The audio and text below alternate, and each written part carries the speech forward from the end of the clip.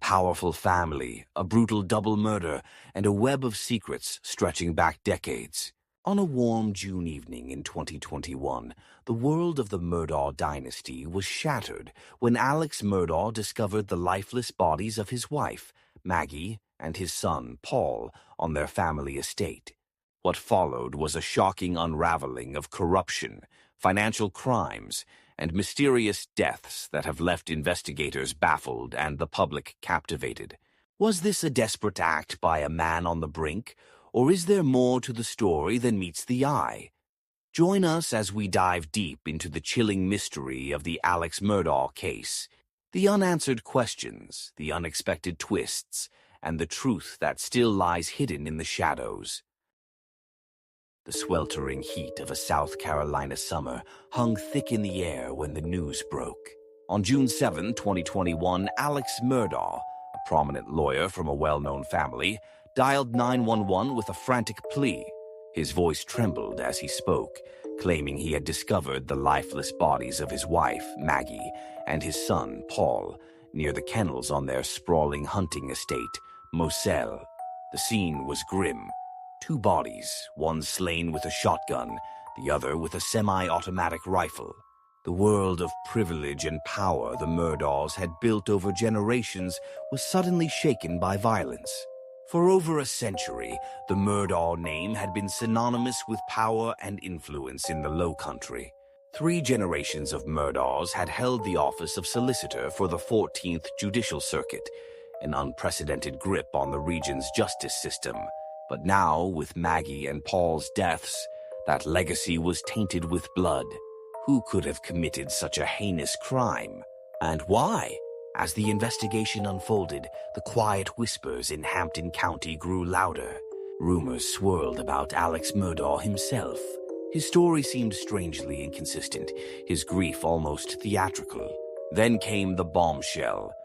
Just 3 months after the murders, Alex Murdaugh was shot in the head while changing a tire on a rural road.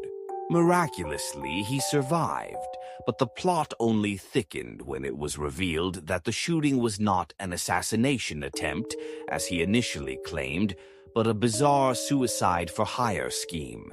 Alex had allegedly hired Curtis, Eddie Smith, a former client and distant cousin, to kill him so that his surviving son, Buster, could collect a $10 million life insurance policy. Why would a man who had just lost his wife and son stage his own death in such a convoluted manner? This question became more perplexing as financial crimes surfaced. The state police accused Murdaugh of embezzling millions from his law firm and clients, a betrayal of trust that had left many of his victims destitute. Alex was disbarred, arrested, and charged with multiple counts of fraud, theft, and money laundering.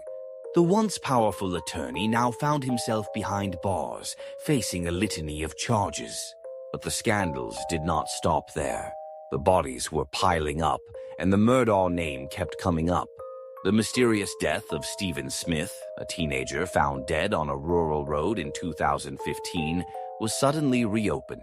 Smith, rumored to be in a secret relationship with Alex's son, Buster, was initially thought to have been the victim of a hit-and-run, but now investigators were not so sure. Then there was the tragic boating accident involving Paul Murdaugh in 2019. Paul, just 19 years old, was drunk and piloting his family's boat when it crashed into a bridge, killing 19-year-old Mallory Beach.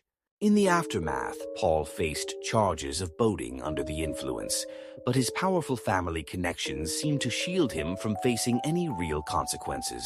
With Paul's death, the charges were dropped, but the Beach family continued to seek justice, filing a wrongful death lawsuit that threatened to expose the family's secrets.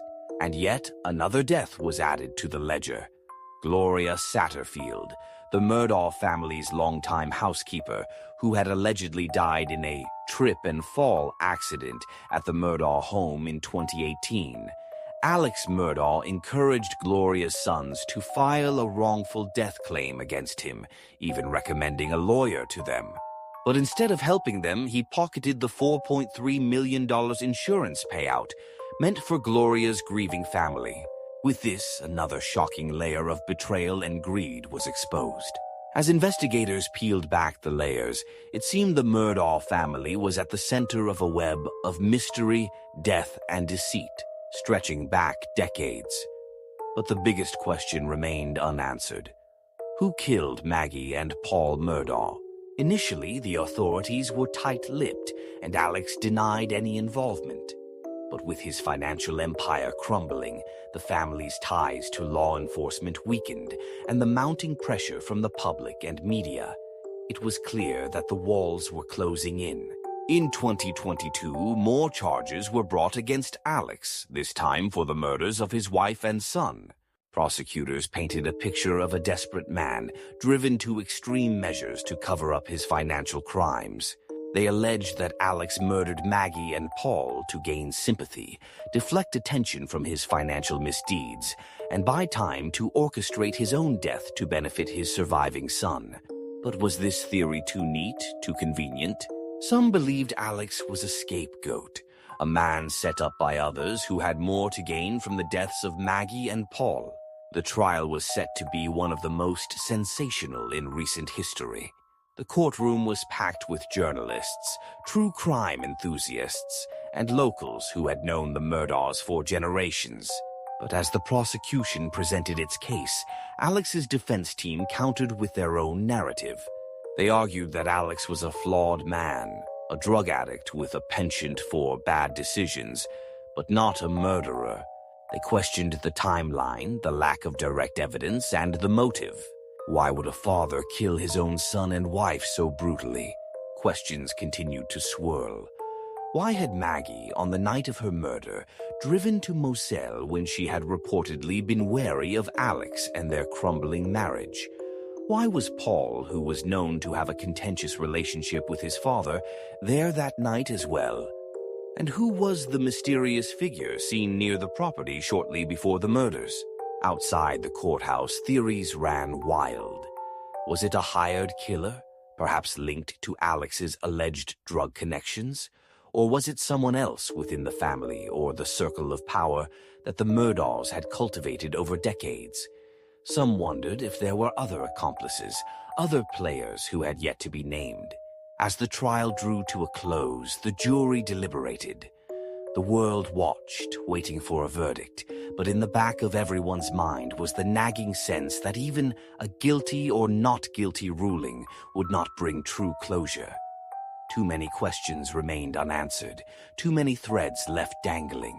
Was Alex Murdaugh the mastermind behind a diabolical plan to save himself from ruin? Or was he merely a puppet in a much larger conspiracy, a fall guy for crimes stretching back generations? And most importantly, who really killed Maggie and Paul Murdaugh, and why? The Alex Murdaugh case may find its place in the annals of true crime history, but it remains, for now, a story with an ending still being written. And for the people of South Carolina and the millions watching from afar, the mysteries of the Murdaugh dynasty continue to cast a long, dark shadow over the Low Country. Where does the truth lie? And will it ever truly come to light?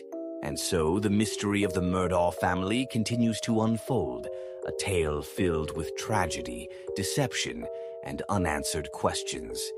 With every new twist, we are left wondering, who can we truly trust, and what secrets are still buried in the Low Country? What do you think? Was Alex Murdaugh the mastermind behind this chilling crime? Or is there more to the story that we have yet to uncover? Share your theories in the comments below, and don't forget to like this video, subscribe to our channel, and hit the notification bell for more deep dives into the world's most gripping true crime mysteries. Thanks for watching, and until next time, keep questioning everything.